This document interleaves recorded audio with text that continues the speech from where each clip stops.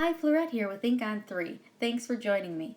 Today we're going to play with some Atelier Artist Grade Fusion inks and do some easy no-line coloring. Well, it's actually a no-line coloring look because Atelier ink is embossable. So when we emboss with it, we're going to have a color that we want to start with, and then we're going to build from there, and it's going to look like no line coloring, but much easier. I think once you get the hang of doing this, you're really going to want to try our Fade Out No Line Coloring ink. It is the original magical no line coloring ink that also makes it very easy. But this is a great place to start out.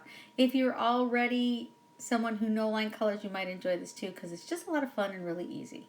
I've already gone ahead and used an anti-static tool to take any static off my paper, stamped it with the Atelier ink, and now I'm putting on the crystal clear embossing powder by Ink on 3. It's really great because it's very fine and it embosses or melts very quickly.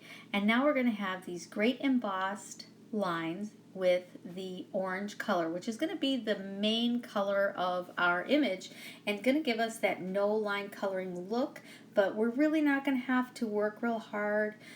It's going to make this process easier, and it's going to kind of help you to understand what no line coloring is. So before we move on, let's clean our stamp, and it's super easy. And we just use an ink off cloth, wipe off some of the excess ink from stamping, grab our ink off cleaning pad, and the solution is already in the pad so we don't have to spray it. We're not breathing in any chemicals.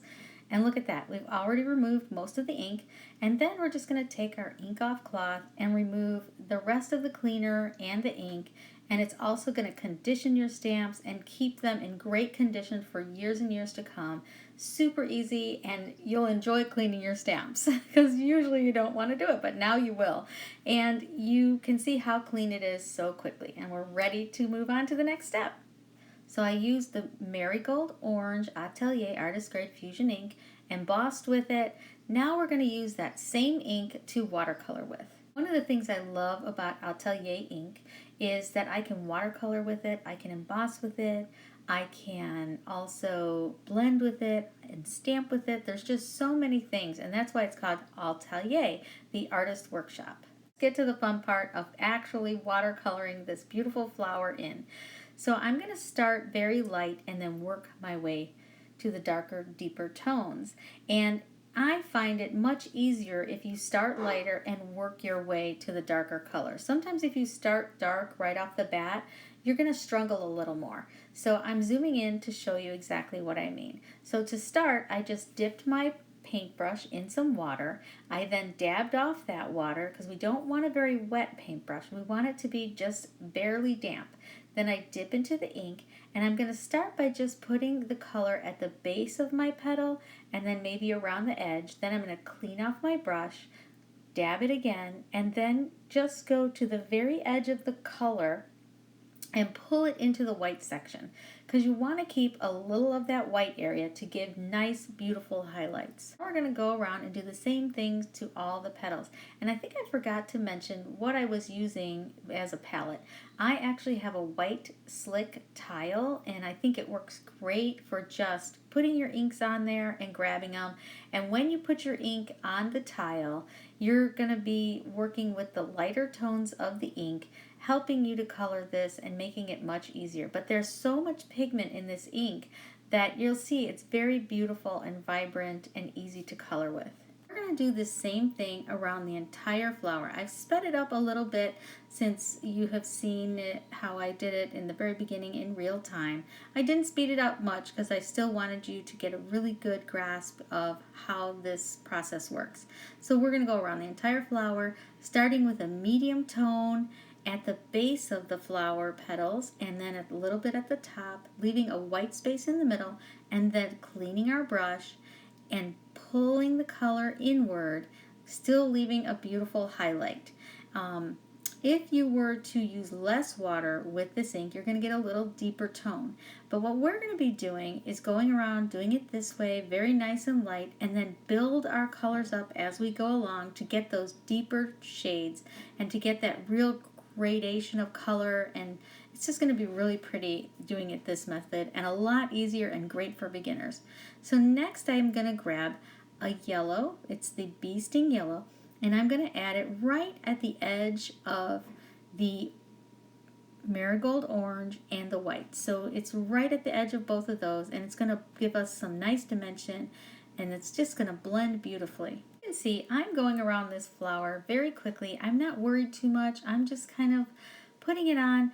Because we embossed the flower with the marigold orange, it creates wells for us. So it kind of just helps the watercoloring process be much easier and much faster, and we don't have to worry. But you're going to get that no line colored look. Now that deeper tone you see on there is the Reinker of the Atelier Marigold Orange.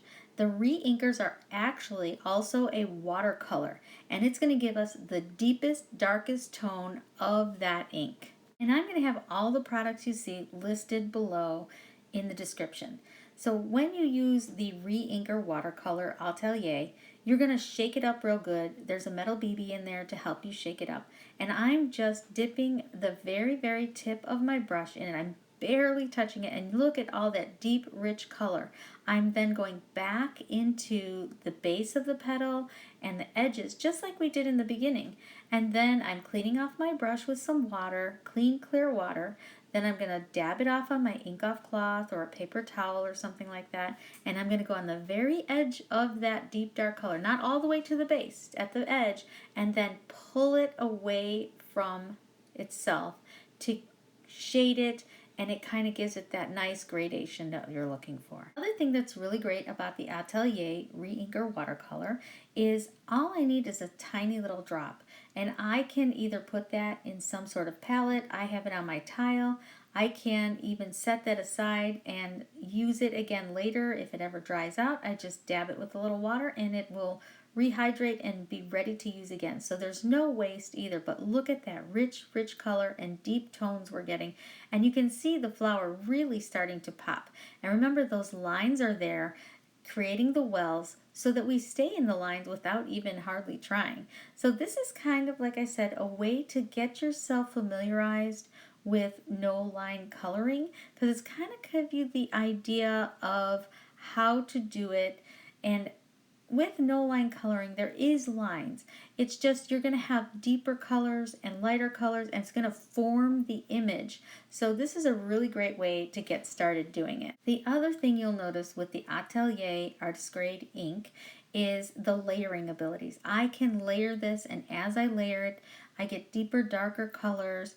I can even change the color of an image because I can layer, after each section is dry, I can layer over it and even change the color into a different color by layering it on top, because it is semi-opaque.